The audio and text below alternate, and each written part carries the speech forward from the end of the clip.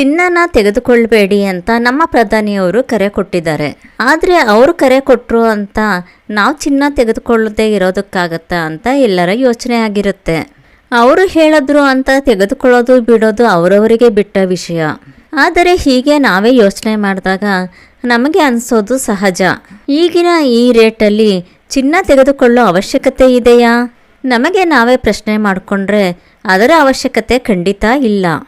ಈಗಿನ ಈ ದುಬಾರಿ ವೆಚ್ಚದಲ್ಲಿ ಚಿನ್ನಕ್ಕಾಗಿ ದುಡ್ಡನ್ನ ಇಡೋದು ಎಷ್ಟು ಸರಿ? ಚಿನ್ನದ ಆಭರಣನೇ ಹಾಕ್ಕೋಬೇಕಾ?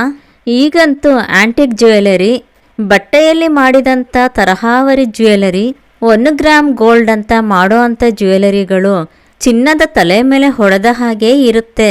ಯುದ್ಧದ ಕಾರಣದಿಂದ ಪೆಟ್ರೋಲ್ ರೇಟು ಜಾಸ್ತಿ ಆಗ್ತಾ ಇದ್ದ ಹಾಗೆ ಅದಕ್ಕೆ ಸಂಬಂಧಪಟ್ಟಂತೆ ಎಲ್ಲ ವಸ್ತುಗಳ ಬೆಲೆನೂ ಏರ್ತಾ ಇದೆ. ಯಾಕಂದರೆ ವಸ್ತುಗಳ ಸಾಗಾಟಕ್ಕೆ ಪೆಟ್ರೋಲ್ ಬೇಕೇ ಬೇಕು. ಒಂದೊಂದೇ ವಸ್ತುಗಳು ದುಬಾರಿ ಆಗ್ತಾ ಇರಬೇಕಾದ್ರೆ ಚಿನ್ನನ ಮೈ ಮೇಲೆ ಧರಿಸ್ಕೊಂಡು ಮೆರೆಯೋ ಅಂಥ ಅವಶ್ಯಕತೆ ಖಂಡಿತ ಇಲ್ಲ. ಚಿನ್ನನ ಖರೀದಿ ಮಾಡೋ ಬದಲು ನಮ್ಮ ಅವಶ್ಯಕತೆಗೆ ಬೇಕಾದಂಥ ವಸ್ತುಗಳ ಖರೀದಿ ಮಾಡಬಹುದು.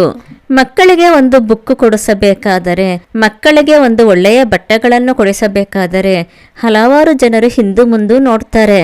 ಆದರೆ ಚಿನ್ನ ಖರೀದಿ ಮಾಡಬೇಕಾದ್ರಂತೂ ಸಂತೋಷದಿಂದ ಖರೀದಿ ಮಾಡ್ತಾರೆ.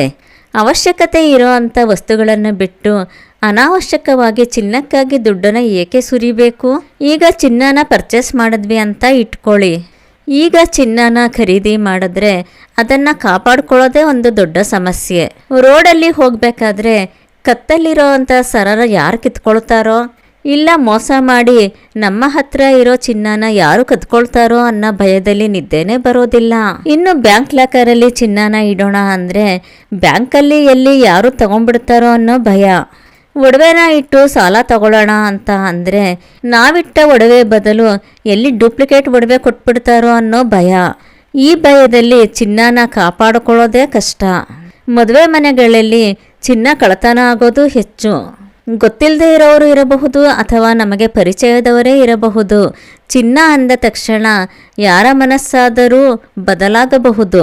ಈ ದುಬಾರಿ ವೆಚ್ಚದಲ್ಲಿ ನಾವು ದುಡ್ಡು ಕೊಟ್ಟು ಚಿನ್ನ ತಗೊಂಡ್ರೆ ಮುಂದೊಂದು ದಿನ ಚಿನ್ನದ ಬೆಲೆ ಕಡಿಮೆ ಆಗಬಹುದು.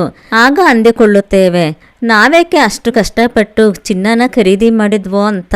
ಇನ್ನು ನಾವು ಮುಂದೆ ನಮ್ಮ ಮಕ್ಕಳಿಗೆ ಆಗತ್ತೆ ಅಂತ ಚಿನ್ನನ ಕೂಡಿಡ್ತೀವಿ. ಮೊದಲಾದರೆ ಚಿನ್ನದ ಬೆಲೆ ಕಡಿಮೆ ಇತ್ತು. ಆಗೆಲ್ಲ ಹೆಂಗಸರು ಮಾಡಿಟ್ಟಂತಹ ಚಿನ್ನ ಈಗ ದುಬಾರಿ ಬೆಲೆ ಆಗಿದೆ. ಆದರೆ ಈಗಿನ ಕಾಲ ಆ ಥರ ಇಲ್ಲ. ನಾನು ತಿಳಿದ ಹಾಗೆ ಹೆಣ್ಣು ಮಕ್ಕಳು ಚಿಕ್ಕವರಿದ್ದಾಗಲೇ ತಂದೆ ತಾಯಿಯರು ಒಡವೆ ಮಾಡಿಸಿ ಇಡುತ್ತಿದ್ದರು. 2-3 ಮಕ್ಕಳಿದ್ದರಂತೂ ಅವರೆಲ್ಲರಿಗೂ ಸಮಸಮವಾಗಿ ಒಡವೆ ಮಾಡಿಸಿ ಇಡುತ್ತಿದ್ದರು. ಹೆಣ್ಣು ಮಕ್ಕಳಿಗೆ ಮದುವೆಗೆ ಚಿನ್ನ ಬೇಕಾಗತ್ತೆ ಅನ್ನೋ ನಂಬಿಕೆ ಹಿರಿಯರಲ್ಲಿ ಇತ್ತು.